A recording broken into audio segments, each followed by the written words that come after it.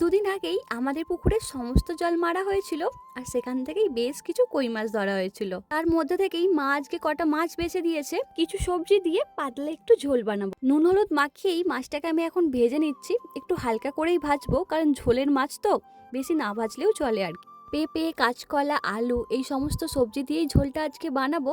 একটু হালকা পাতলাই করব, যাতে বাড়ির সবাইয়ের জন্যই আর কি হয়ে যায়। আর এখানে কিন্তু আমার ঝোলটা প্রায় রেডি হয়ে গেছে। শেষে আমি একটু গোলমরিচ গুঁড়ো দিয়ে দিলাম, এতে কিন্তু ঝোলটা আরো সুন্দর লাগবে খেতে। আর শীত মানেই তো নানা রকম সবজির একটা ভিড়। বাবা বাজার থেকে আজকে একটু শিম, বাঁধাকপি, ফুলকপি নিয়ে এসেছিলেন। সেখান থেকেই কটা শিম আমি ভেজে নিচ্ছি। আর শিমটা ভাজার একদম শেষ মুহূর্তে আমি কটা চিনি ছড়িয়ে দিচ্ছি।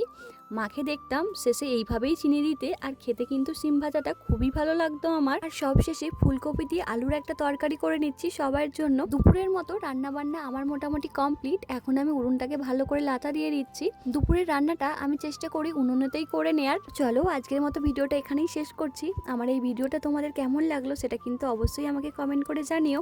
তো চলো টাটা বাই বাই, তোমাদের সঙ্গে দেখা হচ্ছে পরের ভিডিওতে।